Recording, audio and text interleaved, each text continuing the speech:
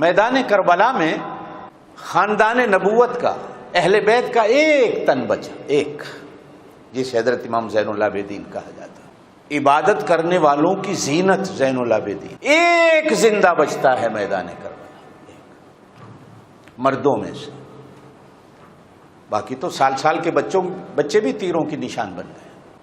حضرت ابو بکر صدیق رضی اللہ تعالیٰ عنہ کو میں نے ایک دن دیکھا کندھے پہ حضرت حسین کو اٹھائے ہوئے مدینے کے بازار میں۔ توجہ دینا میری بات، اس دن مجھے اہل بیت کی عظمت سمجھ آئی کہ اہل بیت کیا ہیں اور حضرت حسین کیا ہیں۔ ایک دن میں نے حضرت علی کو حضرت ابو بکر صدیق کے پیچھے ہاتھ باندھ کے کھڑے نماز میں دیکھا، تو اس دن مجھے صحابہ کی سمجھ آئی، صحابہ کیا ہیں۔ ابو بکر صدیق کے کندھے پر حضرت حسین کو سوار دیکھا تو اہل بیت کی سمجھ آئی۔ بے شک مرتبے میں حضرت ابو بکر صدیق بہت بڑے ہیں، سب سے بڑے ہیں، لیکن معلوم ہوتا ہے جو کندھے پہ آ گیا ہے اس کی عظمت ہی کچھ اور ہے، اس کی شان ہی کچھ اور۔ سیدنا فاروق اعظم رضی اللہ تعالیٰ عنہ فرماتے ہیں کہ ایک دن میں نے دیکھا حضور صلی اللہ علیہ وسلم کے کندھوں پہ، تو میں نے خوش ہو کے کہا سواری بڑی اچھی ڈھونڈی ہے، اس لیے کہ حضور سواری بنے میں تھے، حسین سواری بڑی اچھی ڈھونڈی ہے۔ آپ نے مسکرا کر کہا عمر یوں کیوں نہیں کہتے ہو کہ سوار کتنا خوبصورت ہے، اس لیے کہ حضور سواری بنے میں تھے، حسین سواری بڑی اچھی ڈھونڈی ہے۔ آپ نے مسکرا کر کہا عمر یوں کیوں نہیں کہتے ہو کہ سوار کتنا خوبصورت ہے، اگر سواری اچھی ہے تو سوار بھی اچھا ہے۔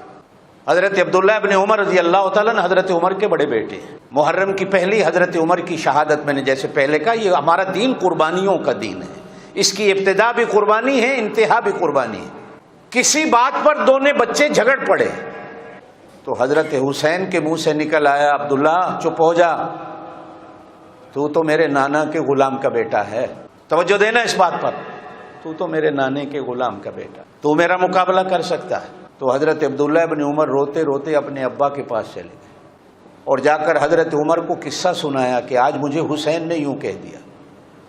حضرت عمر رو پڑے، فرمائے بھاگ کے جا، حسین سے کہے کہ یہی جملہ لکھ دے کہ ہم اس کے نانا کے غلام ہیں۔ حضرت عبداللہ بن عمر بھاگے گئے، کہا لکھ دو، بچے تھے نہیں، سب انہوں نے لکھ کے دے دی۔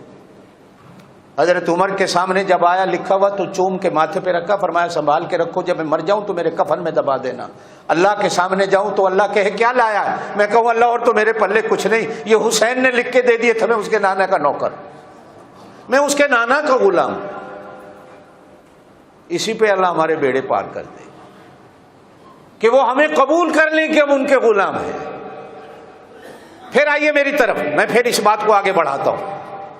حضرت ابو بکر صدیق کے کندھے پہ سوار حضرت حسین کو دیکھا تو اہل بیت سمجھ آئے اہل بیت کیا ہے، اور حضرت علی کے پیچھے حضرت ابو بکر صدیق کے پیچھے حضرت علی کو نماز پڑھتے دیکھا تو اس دن حضرت ابو بکر صدیق کا مرتبہ سمجھ آیا کہ صحابی کا مقام کیا ہے۔ میرے دوستوں، یہ محرم کا مہینہ، میں اکثر کہا کرتا ہوں آپ سے، ہماری ایک آنکھ صحابہ کرام ہے، ان کو چھوڑیں گے تو اندھے ہو جائیں گے، ہماری ایک آنکھ اہل بیت ہیں، اہل بیت کو چھوڑیں گے تو بھی اندھے ہو۔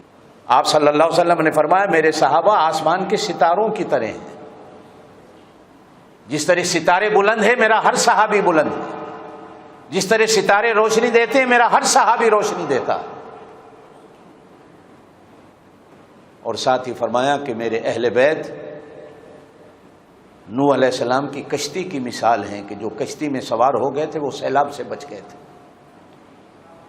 جس نے میری اہل بیت سے تعلق رکھا ہر مصیبت اور ہر بلا سے بچ جائے۔